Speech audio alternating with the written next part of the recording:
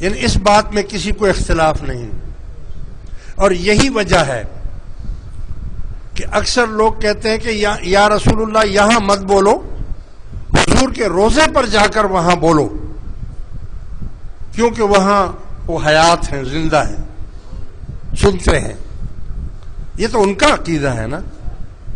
مگر ہمارا عقیدہ کہ جب اللہ نے اپنے نبی کو پابند بنا دیا کہ جو فقراء ہوں، غریب ہوں، مسکین ہوں، ذکر کرنے میں مشغول ہوں، حلقہ ذکر میں ہوں، تو آپ اپنے آپ کو ان کے ساتھ بیٹھنے کا پابند بنا دیجئے. تو جب حضور علیہ الصلوۃ والسلام حیات ہیں، زندہ ہیں، اور نورانی طور پر ایک آپ کی جسمانی طور ہے اور ایک آپ کی نور رسالت ہے، تو نور رسالت کے ساتھ آپ اس بات کے پابند ہیں کہ آج اس جمعے میں حضور ہو.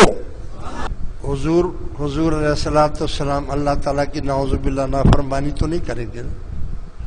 اور جب اللہ نے یہ فرما دیا ہے کہ آپ اپنے آپ کو پابند کیجئے ان میں بیٹھنے کا، تو نور رسالت سے تو حضور ہر جگہ موجود ہیں.